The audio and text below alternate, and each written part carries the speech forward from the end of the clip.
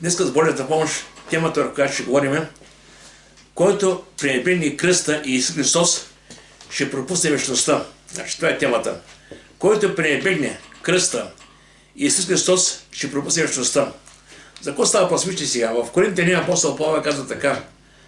Защото словото на кръста е безумие за тези, които погиват, а за нас, които спасяме, то е Божия сила.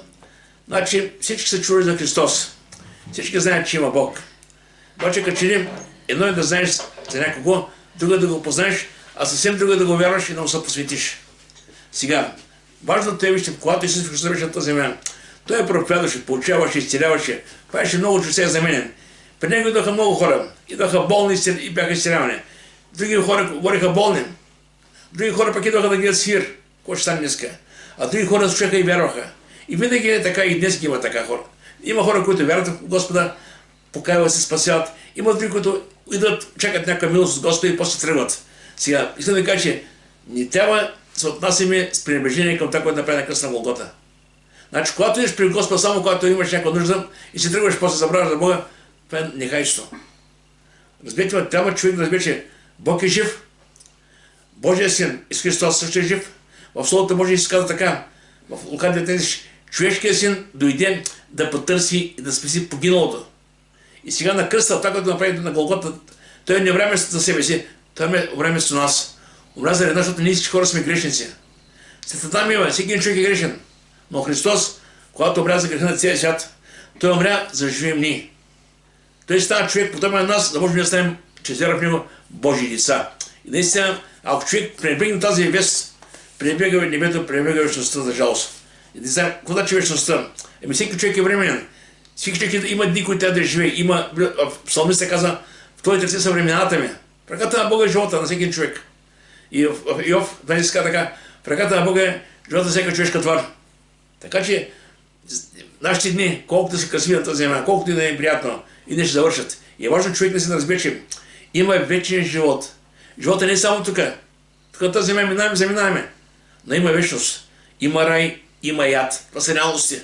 И от тебе зависи къде ще прекараш вечността. Дали в рая при Бога или в ада огненото езеро с дявола. Това е страшно разбетима. Сега, важно е човек да разбере защо дойде Христос на тази земя.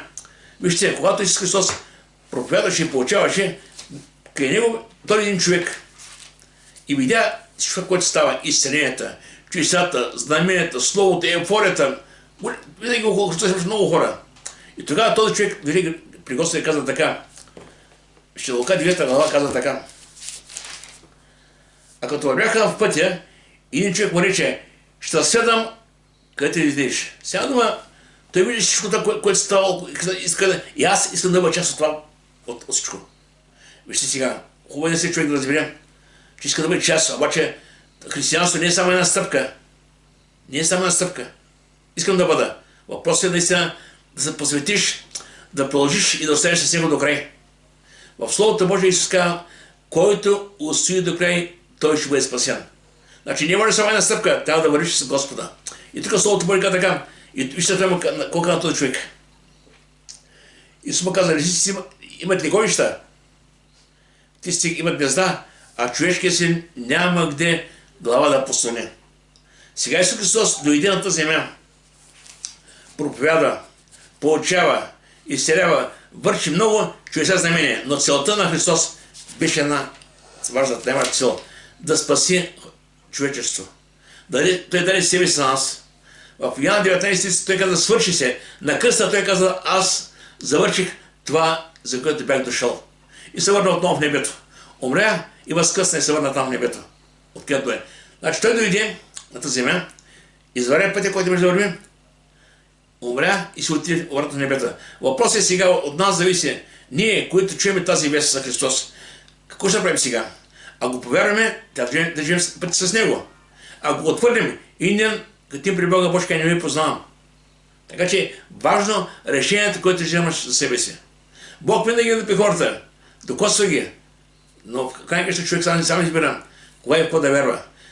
В притча казва така, теготата смирява човешко сърце. Понякога Бог използва и теготата. Ето, сме хора плът. Понякога се разболяваме, понякога преминаваме през изпитания. Но дали в такива моменти Бог дава, иска да каже, аз съм с тебе. Повярвай в мене. Извика към мен, и аз ще помогна. Псалом 55 днес каза така, и презина в ден напас. И аз ще избавя и ще я прославиш. Значи има трудни моменти в живота, не виждаме. Има Бог, има и дявол. Тук Бог се спасява, дявол иска да уби.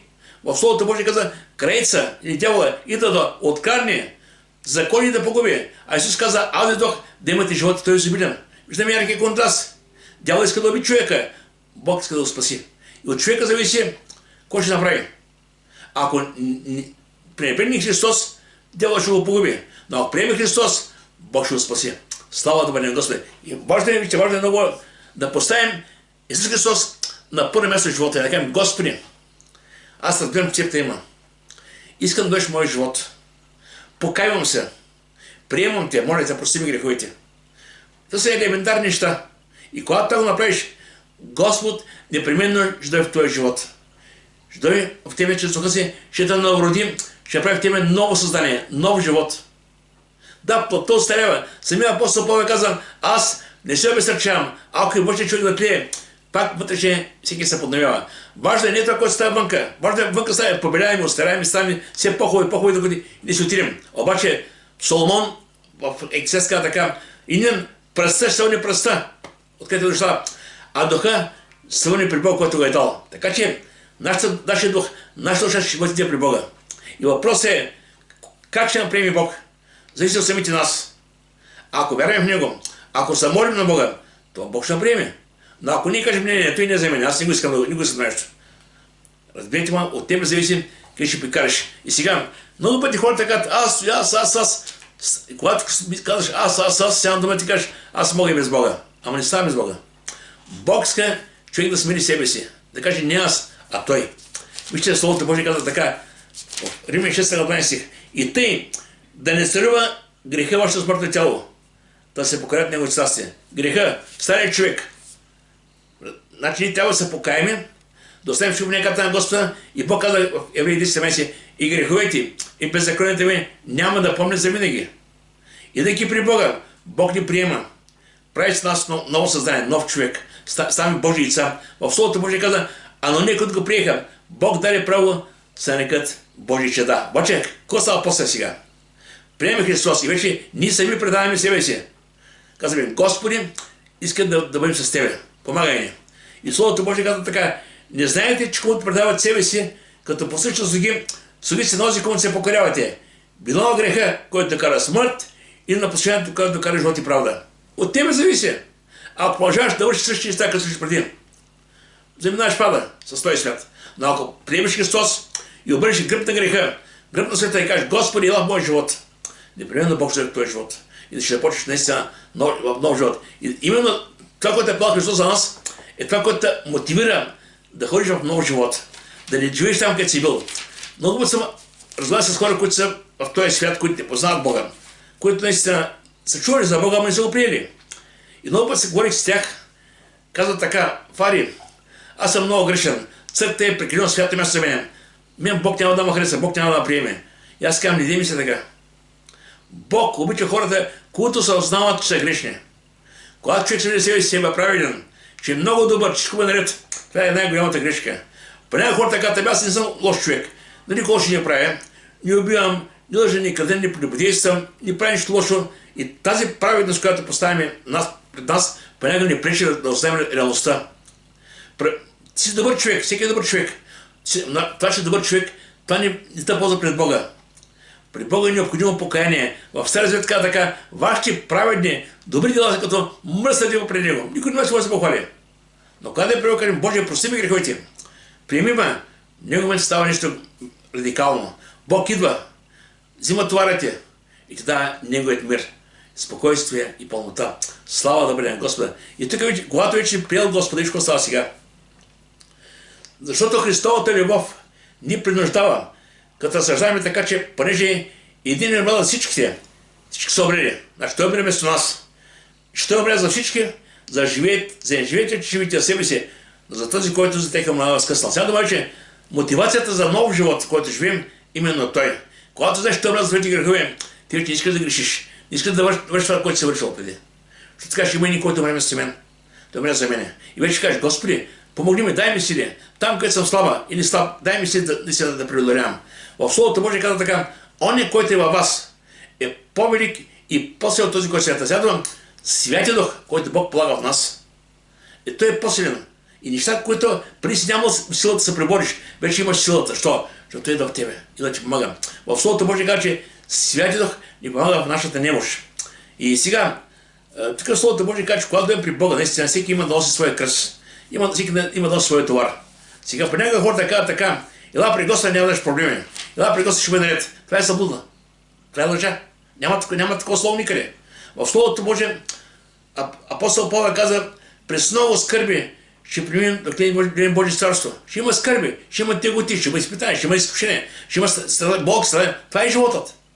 Животът има много неща. Обаче, нещо, което Бог обещава така, и аз ще бъда с вас през всички дни до свършека на века. Значи той обещава, че той ще бъде със своите си през всички дни. И от нас искам вижте, Словото Божие каза така. И каза още на всички, това са думи на Христос. А ако иска някой да дойде след мене, нека се отрече от себе си, нека носи кръст всеки ден и нека ме следва. Защото който иска да спаси живота си, ще го изгуби. А който изгуби живота си заради мене, ще го спаси. Понеже какво се ползва човек, ако спечели богатството на цялата земя, а изгуби или ощи душата си. Защото ако срамува някой от мене и от думите ми, той човешкият син ще срамува от него, когато дойде в своята слава и славата на Отца и Святия Грим. Слава да бъде. Виждаме наистина колко ясно говори тук Словото Божие, че той има една покана към всички хора. Обаче сега какво значи? Всеки един човек в своя си живот в тази земя преминава през различни неща. И наистина трябва да бъде готов за това нещо. И в Словото Божие казва така, тук говори и за взаимоотношение. Искам да кажа, че християнството е взаимоотношение между хора. То не е само една сляпа религия. Само ще вземаш щита и кажа, че бъде много духовен. Това е взаимоотношение между хора. И с човек до човек. И Словото Божие ти каза, един друг има теготи си на свете, така изпълнявате Христовия закон. Кой беше Христовия закон? Някой помни ли? Когато запитах Исус Христос, коя е голяма заповед закон, кой беше? Да възлюбиш Господа своя Бог, цяло сърце, всички си, цялата сила, всички си воля. А втора заповед, кой беше? Да обичаш ближника като себе си. Сега, ако не обичаме Бога и обичаме ближния си, тогава проблема, товара на брата, той ще бъде твой проблем. Грижата на брата ще бъде и твоя грижа. Това е, говорим за един семейен дух, ние сме едно Христово семейство. И казват така, един друг има теготици си на свете. Значи понякога, даже да не може да носиш това на брат си, най-малкото, което може да се може за него. Може да се може за брата, сестата. Наистина да кажеш, Господи, помогни му, ти бъди с него. Във всяка една молитва да подкрепиш брата. Това е голяма работа. А в Галатея 6:5 казва така, защото всеки има да носи своя си товар. Сега, има неща, за които са молими за друг. Но има неща, които всеки сам трябва да се пребори. Има слабости, има пороци, има минало, което е живял. Има стари приятели, има грешни хора, с които са свършил живота си. Това е нещо, което трябва да се пребори сам човек. Но Бог му помага, разбира се. Въпросът е, но има неща, за които човек се нуждае от някой до себе си. И много пъти, когато говорим за живота си, като християни, съм чул думата, аз имам голям кръст. И понякога си това е така. Кръстът символизира така, иначе изпитанията, които преминаваш живота, който живееш. Сега, има моменти, което наистина се нуждаем един от друг, но не забравяме, че най-голямата сила е молитвата. Молитвата да се молим.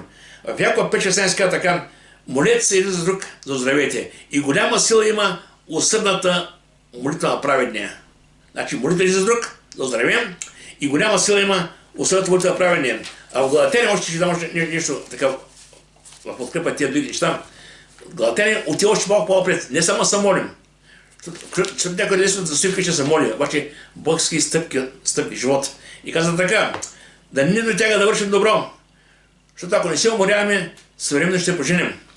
И тъй, доколкото им случай, нека стоим добро на всички, а най-вече на своите повера. Иначе да бъдем добри, да вършим добри дела. Това е много важно в живота в Христос. Сега, понякога наистина искам така да правим, понякога идем при Господа с нашите нужди, с нашите проблеми, и това е нормално. Всеки един човек в живота има товари, има грижи, през които преминава.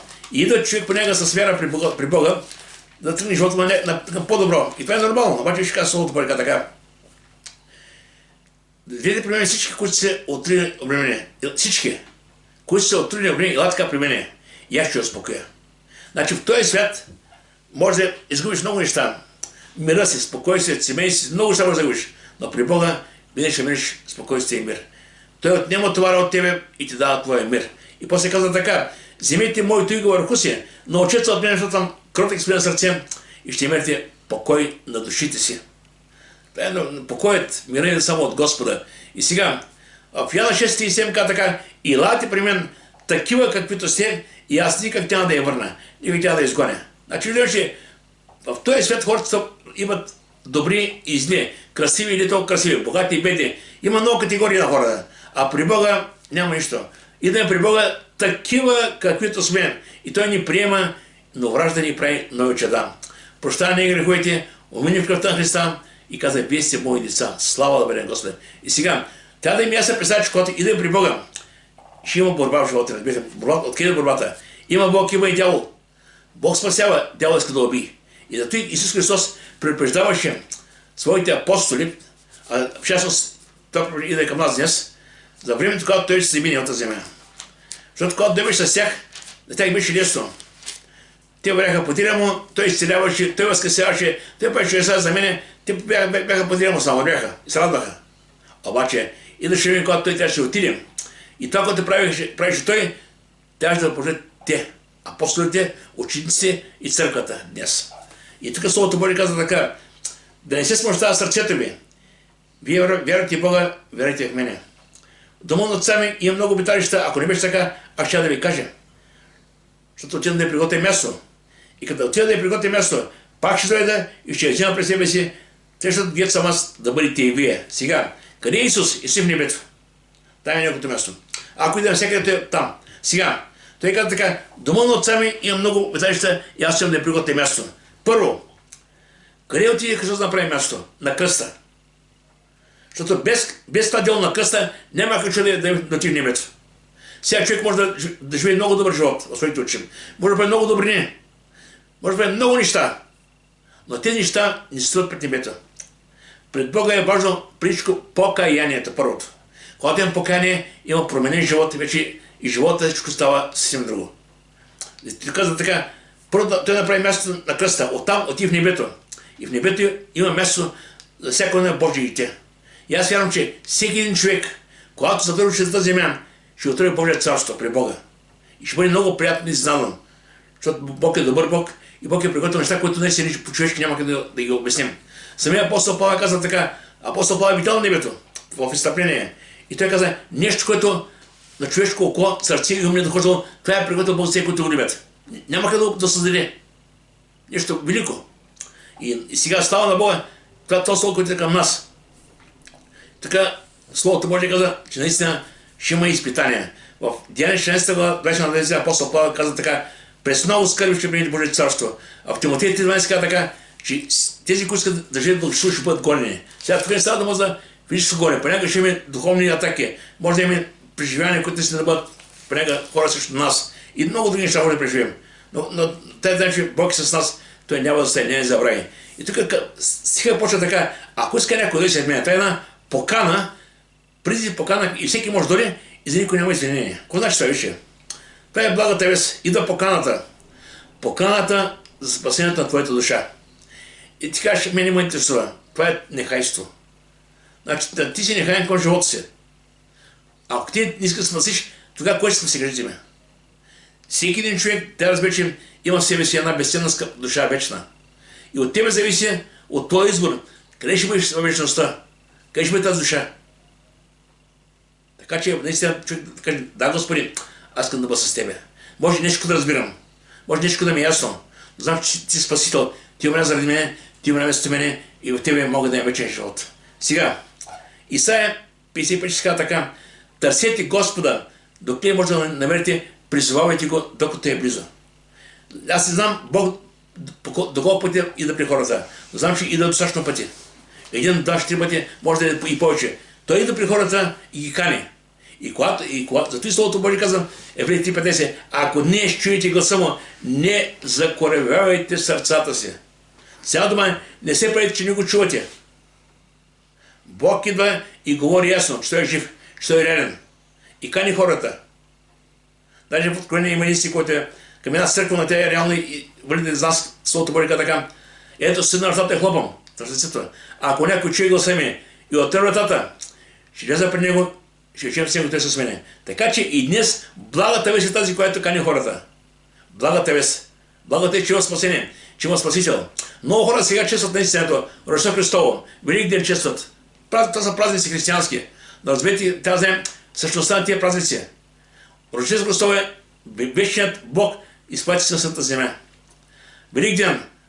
Той е същия, който дойде, умря, възкръсна и се отиде. И наистина това е същността на цялата Евангелие. И бе така, всеки, който призовем името Господне, ще бъде спасен. И тук, което иска, което казва Словото Божие сега, който е проблем, какво да прави сега? Това е въпрос, защото, знаете, понякога хората идват, вярват и всяко да правим. И тук много ясно казва сега, нека се отрече от себе си. Сега дума. Когато човек е жил в този свят без Бога, той е имал своите виждания, своите визии сега. Това искам да имам хубав телевизор, искам да имам по-хубава кола, по-хубава къща, добро семейство, деца, пари. Всеки си поставя някакви цели и се стреми към тях. И това е нормално, ние сме хора. Обаче, когато приемеш Христос, разбираш, че има нещо по-важно. Има спасение, има вечен живот. И сам Исус каза, не се представяй, не се безпокой, кой ще идеш, кой ще пиеш, кой ще обичаш. Търсете пока про Него царство. И Него да бъде. И всичко останало ще се прибави. Няма да падат тръбички от небето, но Бог ще даде живот, ще даде здраве, ще даде талант, ще даде дарби, ще даде всичко необходимо, но поставите го на първо място в живота си. И това е много важно. Азът не трябва да бъде азът. Каже Господ, не аз, а ти. И това е много важно. В Исаия 55 глава, 8 стих се казва така. Моите пътища, не са катащи пътища, моите помисли, не са катащи помисли. Колкото е високо от девята от небето, толкова моите пътища, моите помисли да на друг. Така че, понякога, когато не стига мъдрост, Словото Божие каза, ако някой от вас не му стига мъдрост, нека проси от Бога с вяра, Бог ще благодари. Нормално е, преминай през тази земя, да каже, Боже, аз не знам кой път да поема, не знам кога, къде и какво да правя. Помоли се на Господа, Бог ще даде мъдрост. Бог ще покаже, не е това, ами това е по-важното. Не е това, има они. Бог винаги знае и Бог е по-мъдър всички нас. Еремия 29 казва така, а знае мислите, които мисля за вас. Мисля за добро, а не за зло, да ви дам бъдеща надежда. В Бога всеки един човек, който преминава през тази земя, има бъдеща надежда. Бог има промисъл всеки един човек. И жалко, ако човек премине през тази земя и никой не се пита, добре, на къде потом? Къде ще отида? Знаете, много път съм казал, ако човешки живот е като е един влак, ти поддържа влака. Обаче знаеш коя е последната гара? Сега, тук ти последната гара, има една гара, тук има страдание, другата гара има болест, другата гара има той. Никой не знае през кой ще премине. Обаче, ако не ти харесва последната спирка слез от влака, поеме на друг крус. Искам да кажа, че в притчи ще се така. Има път, който се вижда добър в човека, прав, но краят му е път към смърт. Ако краят на този живот е там в гроба и ти нямаш алтернатива, потърси Господа. Потърси Господа и ще живееш. Амос 5:6 казва така, потърсете Господа и ще живеете. А Еремия 2:19 казва така, и ще ме потърсите, и ще ме намерите тогава, когато те потърсите с цялото сърце. Някои хора казват, ами аз съм сега болен, съм моля Бог да ме сили, тогава ще го намеря. Не, няма стане тогава. Словото Божие каза, ако повярваш, ще видиш Божия слава. Първо е вярата и после Бог действа. Това е много важно. Сега, Словото Божие каза, нека носи кръста си всеки ден. Кръста е, като бях за екзекуция на кръста, символизирани хулите, страданията, скърбите, самотата на Христос, живота, който има тази да живеем. И искам да ви кажа, че Словото Божие имаме пример. Самия Христос е нашия пример. Гледайки Него, четейки Него Словото Божие, виждайки как Той премина през тази земя. Това е един пример за нас как да живеем. И тук Словото Божие каза така, защото от вас сте и призовани. Понеже Христос пострада за вас и оставя пример да последвате по негови стъпки. Той пострада заради нас и вместо нас. И оставя пример с смирение и кротост, да не отвръщаме на злото със зло. Напротив, Словото Божие каза, доколкото зависи от вас, живейте близки човеци. Така че християнът трябва да издържи на противопоставянето тези, които обича. Вижте, понякога може хората, които най-много обичаш, семейство, съпруга, децата, може да станат врагове. Ще казваш, що виждаш. Това е пример сега. В Словото Божие, когато един човек вярва в Бога, понякога може хората, които са около нас, с нас, да не иска да вярват. Понякога може твоите най-близки хора да станат срещу тебе. Най-близки хора. Какво правиш тогава ти? На къде пътуваш? Знаете, преди имах един колега, с който работех, много години в фабрика, и му говори за Бога, и той повярва в Бога. Почна да иде в църква. На един жена му казала, няма хоч да виж на църква, ето къде е православна църква. Няма да даш пари за билет сега. И той спя да иде в църква. Вика, защото ще ме се скара, каза. И той човек замина. Погина просто. Искам да ви кажа, вижте, аз никак не се разгледаше. Трябва да се умея някакси. Когато им противоречие, вземи се пръгът си под ръка, нека да е с тебе. Защото противно ще знаете какво става. И Библията казва, Лот е бягай за живота си. Когато Лот тръгна, жена му се върна, остана там. Обърна се. Искам да ви кажа, че всеки човек трябва да внимава за живота си. Да искаме нашите съпруги, съпрузи, деца, внуци, хората, които обичаме, да бъдат заедно с нас. Не да отказват заедно с нас нагоре. Трябва наистина да бъдем добър пример за тях. Сега Словото Божие ни се казва така, да не искаш да дойдат да постави мир на земята. Не дойдат да постави мир, а нож. Защото ще дойдат да настроя човек против баща му, дъщеря против майка, снаха против все кърва. Ние приятели на човек на домашните му. Знаете, че там моят личен пример. Когато аз повярвах в Бога 90-91 година, преди почвах 35 години, тъй като съм турчин, и майка и баща ми, види ми, разбраха, че ходя на църква. И баща ми един дойде при мен там, така, какво правиш, къде отиваш? И аз също тогава започна да уча в Библейска академия. Попри Сашка, какво ще става от тебе? Викам, татко, не си прав. Той даже не мога остави да му мисля какво вярвам. И близо 6 месеца не си приказваме. Веднага като се живеем, не си приказваме, разминаваме се като непознати. Това беше време на изпитание. И тук баща ми започна да прави тук, пред къща една барака. И аз съм заварчик. И той вижте сега, тази барака има нужда от тези стъби да заваряват. И аз с брат ми заедно почнем да правим бараката. И знаете ли точно, когато тя бъде на църква 10 часа, точно така идваше брат ми да заваряваме бараката. Мина доста време, само неделята, точно тогава. И аз почнах да охладнявам и му казах, бате, татко, ако се тя да бъда да помагам, нека да правим той са дебят или в събота. Иначе аз спирам. И направим така, че щехме. Искам да ви кажа, че винаги дойдат хора срещу вас, вашите най-близки хора, да накарат да спрете да вярвате. Но от това зависи кой ще става. Дали ще стоите или ще се подадете. Това е много гордо. И Словото Божие казва, носи кръст всеки ден. Всеки ден ще идват изкушения в живота. Всеки ден. Изкушение, изпитание, трудности. Ще има подиграватели. Словото Божие казва, ще има които ще се срамят. Някои хора се срамуват от вярата си. Вижте, Словото Божие ни казва, имаме един, на който гледаме. Това е към Христос. Когато гледаш към Христос, не тъвъл на кой ти вика. И Словото Божие казва така, нека отхвърлим теготата, която и греха, който ни изпита, и с търпение, като че към жертва при нас попреще, като гледаме на Исуса началото на нашата вяра. Значи, полите Христос. И сега, Словото Божие казва всеки ден, това е всеки ден противопоставяне с този свят. И каза, и всеки нека да ме следва. Значи, трябва да съчеш от себе си, носят кръст си и всеки да следваш Господа. И това е самата истина. И нещо, което е важно, каза, защото който иска да спи живота си, как ще го загубя. Сега подмете, колко ден е приятел на живота, който живеем. Това са дни, часове, мигове, които имаме да изгнем. И представете си, ето живота стъпка по стъпка се отива. На къде пътуваш? Можеш да спреш времето? Не можеш. Можеш да спреш живота си? Не можеш да спреш. Той върви. Погледнете часовника, стрелката върви така. Непрекъснато, това е твой живот. Той изтича, заминава.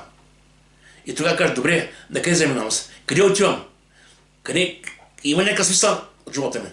И тогава разбираш, че твоят смисъл е да приемеш Христос, да се покаеш. В Словото Божие апостол Павел беше пред една голяма група вярващи.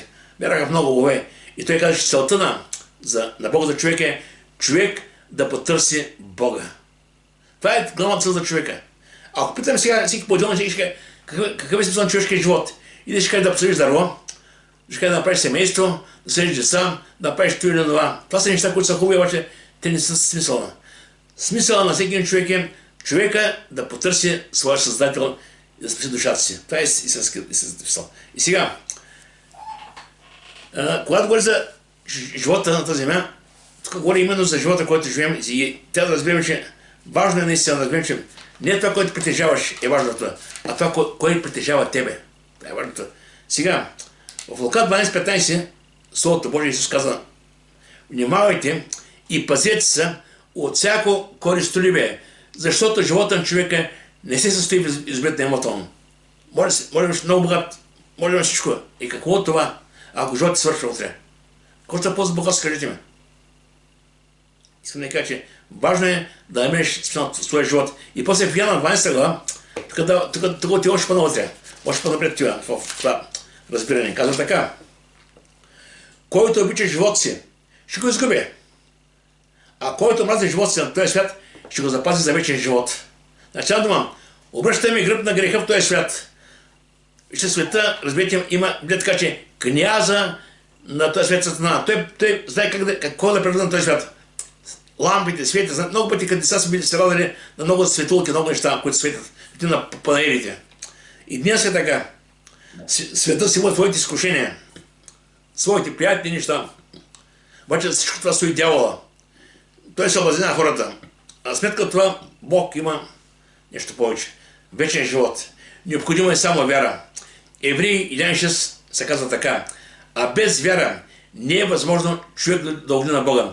Защото всеки, който е при Бога, трябва да вярва, че е Бог и че Бог възнаграждава тези, които търсят. И самия апостол Павел в Филипеи той се казва така: всичко считам за измет, само Христа да придобия. Това е най-важното. Всичко може да имаш. Всичко може да имаш в този свят. Представете си, играеш защото един ден. Падат са 100 000 лева или 1 милион. За един ден ставаш милионер, обаче след 2 ден живота ти свършва. И скажи: това ли е живота ми? Това ли е живота ми? И много важно, знаете, сега много от вас в момента тук с сестра Светла са в болницата. Искам да кажа, аз съм лежал също в болницата много пъти. И когато съм в болницата, човек се променя, ще кажа защо. Когато съм вънка в света, мисля много неща. Семейство, дом, деца, работа, пари, всичко е като той се мисли, че може.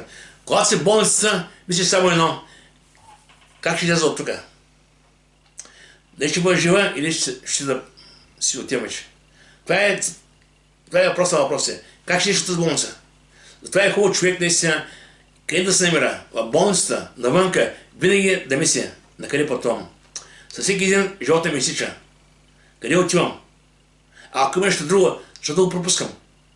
Наистина, това е въпрос, на който никой може да отговори, само Словото го дава.